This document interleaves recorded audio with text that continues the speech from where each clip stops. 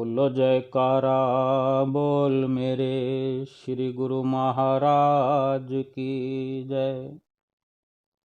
सभी गुरुमुख प्रेमियों से सप्रेम जय सच्चिदानंद।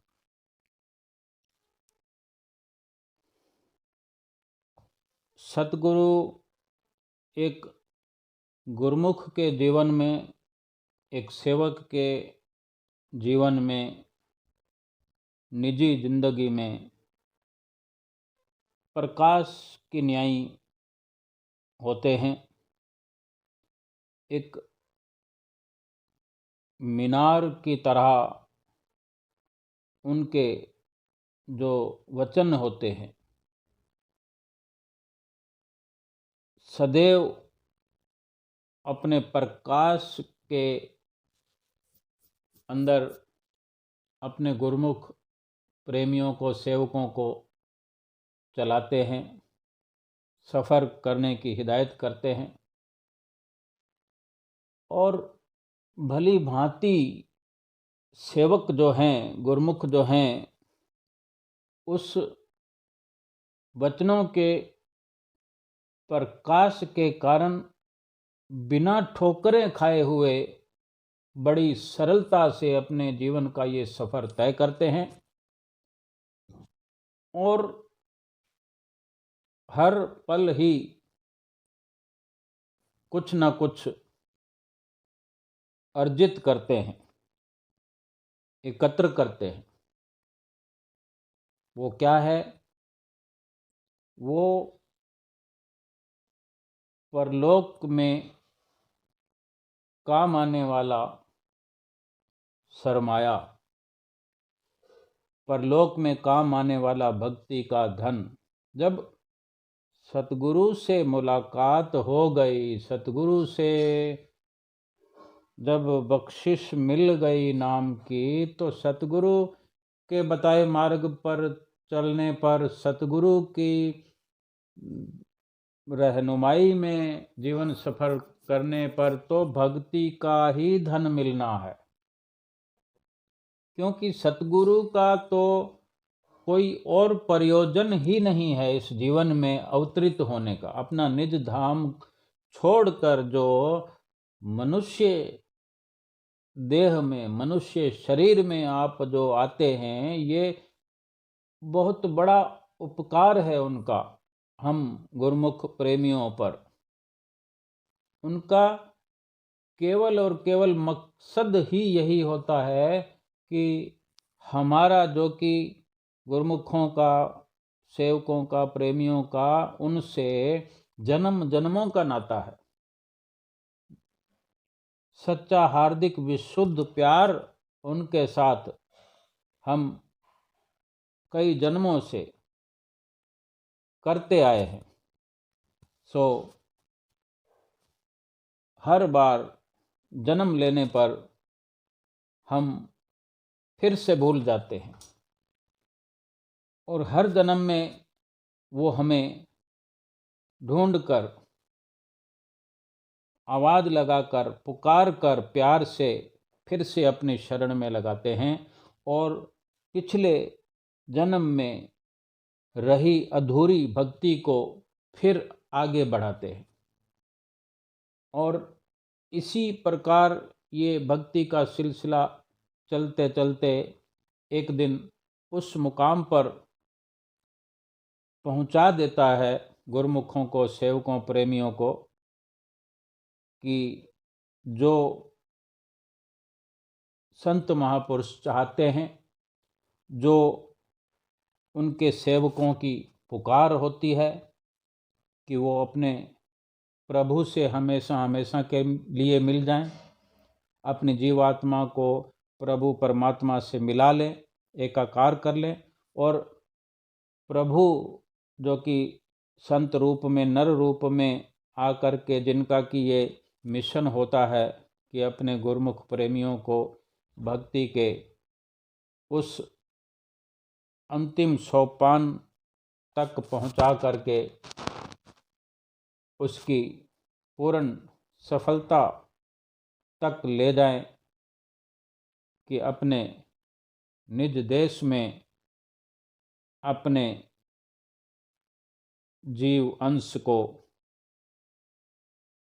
ले जाएं और अपने साथ मिला लें। सेवक और स्वामी की, दोनों की ही यही चाहत होती है, ये दोनों का ही मिशन होता है, जो धीरे धीरे पूर्ण होता रहता है। सेवक को तो चाहिए कि अपनी रफ्तार को तेज करे, लेकिन बार बार माया के भुलेखे में आकर वो बार बार भूलता है, भूलनहार है।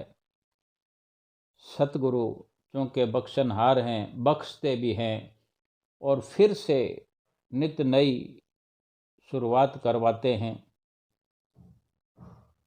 और बार बार अपनी धीमी चाल की वजह से सेवक बहुत देर में चलता है, संभलता है और देर में पहुंचता है।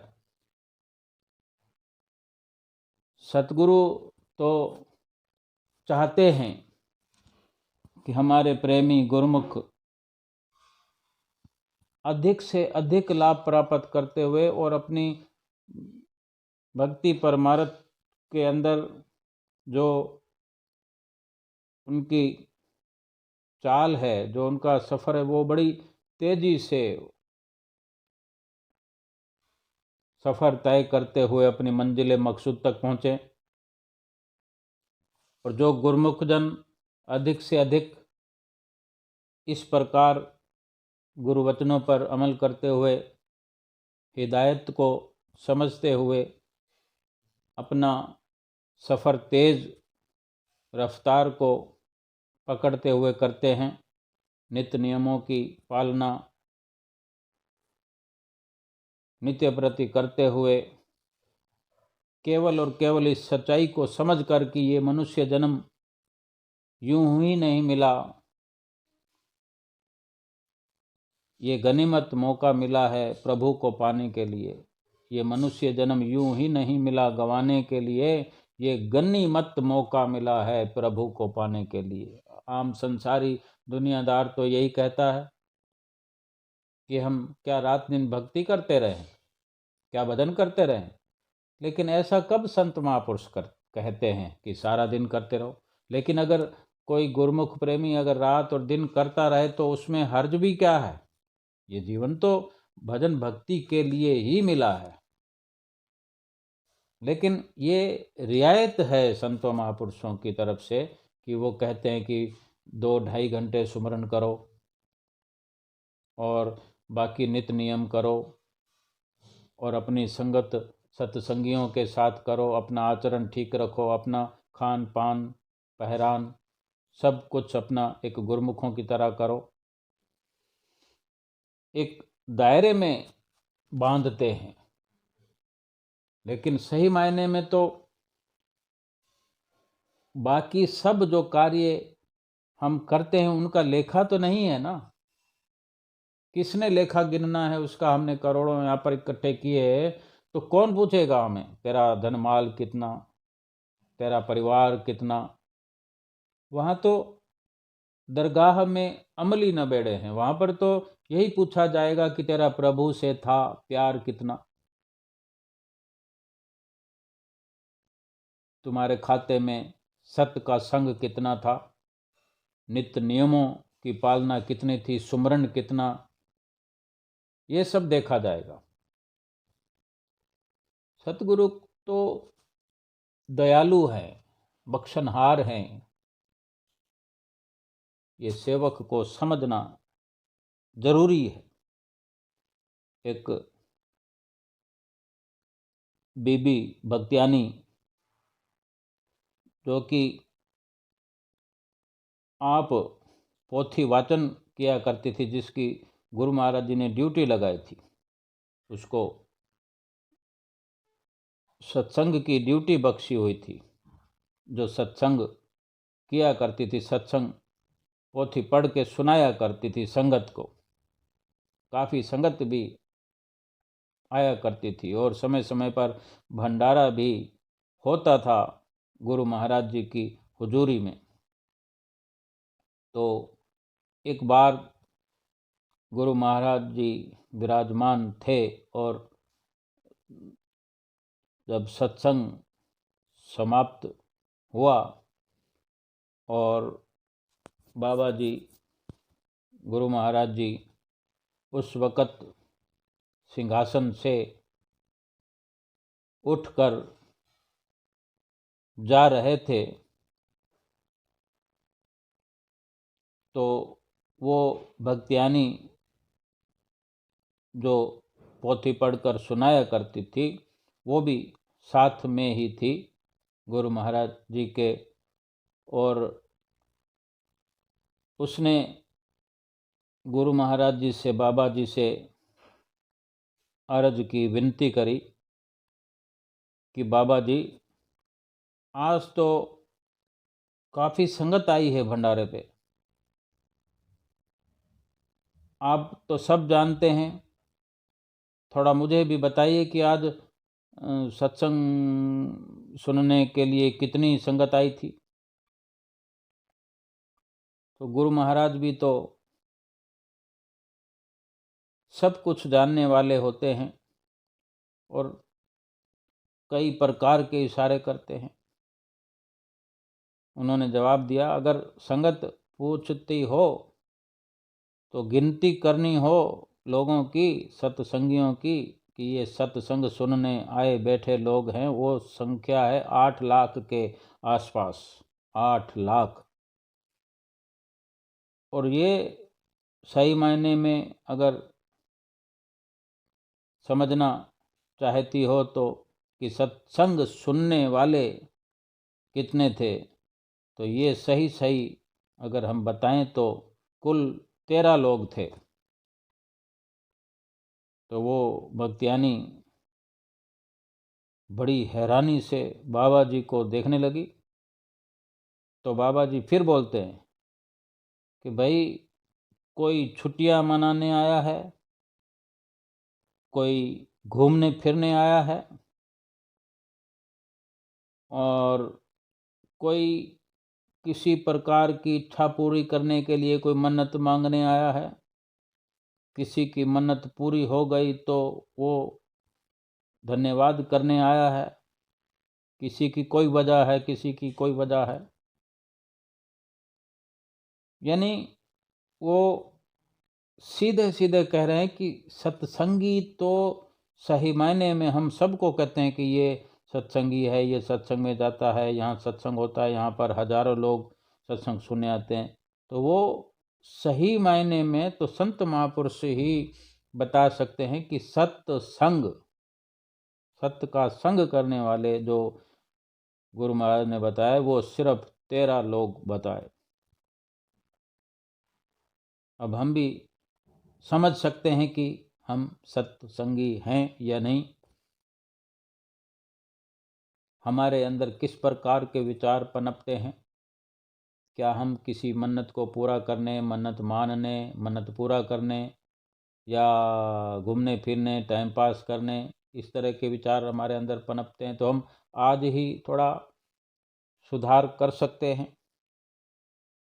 इस प्रकार बातचीत करते हुए उस भक्तियानी ने कहा कि महाराज आपने जो बताया कि यहाँ कुल 8 लाख लोगों में से 13 लोग ही सत्संग सुनने आए थे वास्तव में, बाकी तो ये वो सब बता दिया गया। तो वो कहने लगी कि उन 13 लोगों में क्या मैं भी शामिल हूँ या नहीं।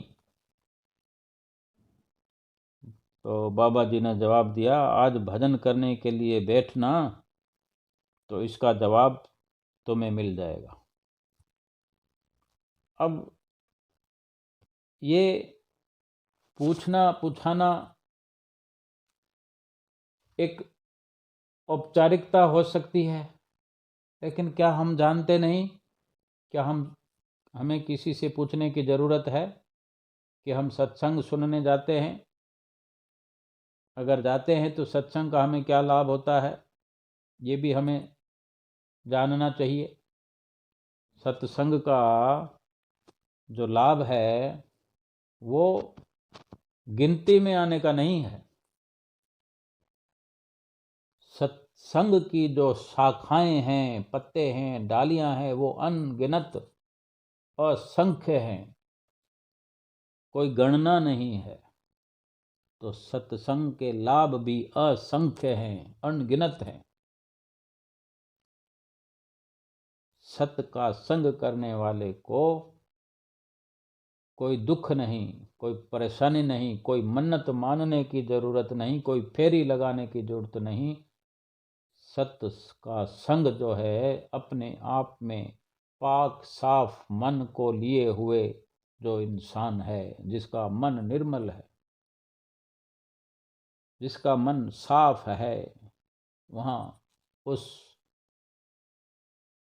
नूरानी भगवान स्वयं विराजमान है, जिसका नूर चारों ओर फैला हुआ है, क्या अंदर क्या बाहर। हम भी विचार कर सकते हैं, हमें भी शिक्षा इससे ये मिलती है कि हम सत्संग जाएं तो सिर्फ सत्संग के लिए जाएं, कहानी सुनने के लिए नहीं, वो शब्द, वो बातें सुनने के लिए नहीं, अपने अंदर उतारने के लिए। हम सत्संगी बन जाएं, सत का संग करने वाले बन जाएं। कोई सवाल पूछने या कोई सवाल का जवाब जानने, ये सत्संगी की पूर्ण तौर पर निशानी नहीं है। कोई सवाल न रहे अपने अंदर, कोई विचार न रहे अंदर, केवल अगर रहे अपने अंदर तो मनन, अमल, अमली कार्रवाई, और जो भी सुनने को मिलता है, जो देखने को मिलता है और जो करने की हिदायत मिलती है, करने को कहा जाता है, उन सब पर अमल करते हुए अपने सतगुरु की, श्री गुरु महाराज जी की अधिक से अधिक वचनों की पालना, उनकी प्रसन्नता का ख्याल करते हुए उनकी हिदायत को सत्य सत्य करके मानना, ये अपने लिए आराम है, अपने साथ मिलने जुलने वालों के लिए आराम है, अपने सतगुरु के लिए भी आराम है। और जब सतगुरु को हमारी करनी से आराम मिलता है, खुशी मिलती है, हमें देखकर वो प्रसन्न होते हैं, यही सतगुरु की प्रसन्नता है। और इसी प्रसन्नता के कायल हम भी हो जाएं। हमें भी यही प्रसन्नता होनी चाहिए कि हमारे सतगुरु हम पर प्रसन्न हो जाएं, ये प्रसन्नता हमारे अंदर बनी रहे। हमें हर वक्त ख्याल करना चाहिए कि जो हम कार्रवाई कर रहे हैं, हमारे सतगुरु हम पर प्रसन्न होने ही चाहिए, क्योंकि हमने कार्रवाई ही ऐसी ही करनी है। अगर इस प्रकार का जीवन बनता है तो हम 100% अपने जीवन की बाजी को हर पल जीत रहे हैं। हमारी जीत पक्की है परलोक में, क्योंकि जीत दिलाने वाले, हमें जिताने वाले परमेश्वर जो सतगुरु के रूप में हमें यहाँ मिले हुए हैं, वहाँ आगे भी हमारी अगुवाई में तैयार खड़े हुए नजर आएंगे। हमें लोक और परलोक सुहेला करके अपने सतगुरु की प्रसन्नता का पात्र बनना है। बोलो जयकारा बोल मेरे श्री गुरु महाराज की जय।